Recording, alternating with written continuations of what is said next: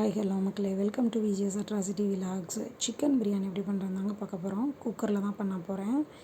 7 spoon அளவுக்கு வந்து oil, அதில் 1 ஸ்பூன் அளவுக்கு நெய், அப்புறமா சீரகம், சோம்பு, பட்டை, லவங்கம், பிரிஞ்சி இலை, முந்திரி பருப்பு, ஏலக்காய். முந்திரி வந்து ஆப்ஷனல் தாங்க.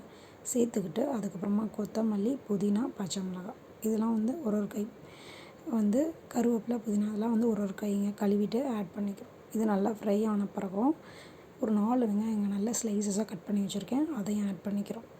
ஸோ வெங்காயம் கொஞ்சம் நல்லா வேகிறதுக்காக நான் என்ன பண்ணுறேன்னா கொஞ்சம் உப்பையும் ஆட் பண்ணிக்கிறேன் அதில். ஓகேங்களா, நல்லாவே ப்ரௌனிஷாக வரணுங்க, அப்போ தான் பிரியாணி டேஸ்ட்டாக வரும். ஸோ ப்ரௌனாக வந்துருச்சு. இந்த ஸ்டேஜில் இஞ்சி பூண்டு பேஸ்ட்டுங்க 1 ஸ்பூன் அளவுக்கு, நம்ம அந்த ஒரு பேக்கெட்டில் வந்து 1 ஸ்பூன் தாராளமாகவே இருக்கும். அதை நல்லா ஃப்ரை ஆனதுக்கப்புறமா தக்காளி வந்து நான் அரைச்சி தான் எப்போயுமே ஆட் பண்ணிக்கிறேன். அதில் வந்து பார்த்திங்கன்னா 3 தக்காளி எப்போயுமே அதிகமாக சேர்க்கக்கூடாது, ஏன்னா தயிர் வேறு ஆட் பண்ணுவோம் இல்லைங்களா. இது நல்லா எண்ணெய் பிரிஞ்சு வந்துடணும். குக்கர் மூடியை திருப்பி போட்டு நல்லா இது பண்ணி விட்டுருங்க. நல்லாவே பார்த்திங்கன்னா ஆயில் பிரிஞ்சு வந்துடும். இந்த ஸ்டேஜில் தயிர் வந்து ஆட் பண்ணிக்கோங்க. அது ஒரு 2 ஸ்பூன் அளவுக்கு இருக்கணும். ஓகேங்களா, ஸோ அதை ஃப்ரெஷ் தயிராக தான் இருக்கணும், நம்ம வாங்கிட்டு வந்து தான் ஆட் பண்ணியிருக்கோம். அதை நல்லா மிக்ஸ் பண்ணதுக்கப்புறமா வந்து பார்த்திங்கன்னா மசாலாஸ் எல்லாம் ஆட் பண்ண போகிறோம். மஞ்சத்தூள், காரத்தூள், அதுக்கப்புறமா வந்து பார்த்திங்கன்னா சிக்கன் பிரியாணி அதாவது பொடி கொஞ்சம், அதுக்கப்புறமா பிரியாணி பவுடர் ஒரு தாராளமாக ஒரு 2-3 ஸ்பூன் அளவுக்கு எடுத்துக்கிட்டோம். நல்லா மிக்ஸ் ஆகி இதுவுமே எண்ணெய் பிரிஞ்சு வர இந்த ஸ்டேஜில் சிக்கனை ஆட் பண்ணிக்கோங்க. சிக்கன் நல்லா எல்லா மசாலாஸோடையும் நல்லா மிக்ஸ் ஆகணும், அந்தளவுக்கு நல்லா பெரட்டி விட்டுட்டு அதுவுமே கொஞ்சம் தறி பிரிஞ்சு வர மாதிரி தெரியும்.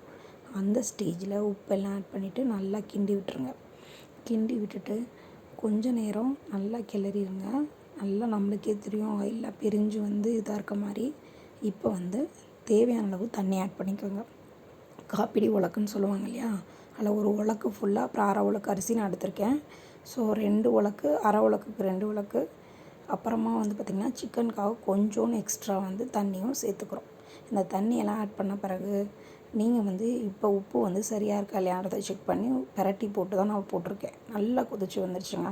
இப்போ நல்லாவே ஊற வச்ச வீட்டு அரிசி தான், பாஸ்மதி இல்லை, நார்மல் அரிசி, அதை ஆட் பண்ணிக்கிறேன்.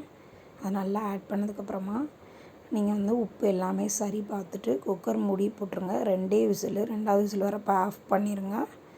ஆஃப் பண்ணிவிட்டு நீங்கள் திருப்பி மூடி போட்டு 2 விசில் வந்து ஆஃப் பண்ணின்னு சொன்னீங்கல்ல, விசில் போனது திறந்து பார்த்திங்கன்னா சுவையான சிக்கன் பிரியாணி வந்து ரெடியாக இருக்குங்க. நம்ம சேனலில் ஃபஸ்ட் டைம் பார்க்குறவங்களா இருந்தீங்க அப்படின்னா பெல் ஐக்கானை தட்டி விட்டுருங்க. நம்ம நோட்டிஃபிகேஷன்லாம் அப்பப்போ உங்களுக்கு வீடியோவில் வந்துட்டுருக்கோம்.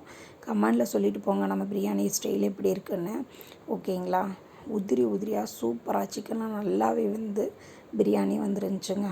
ஓகேங்களா, வீட்டில் இருக்கவங்க எல்லாருமே சூப்பர்னு சொல்லிட்டாங்க. குழந்தைங்களும் ரசித்து சாப்பிட்டாங்க.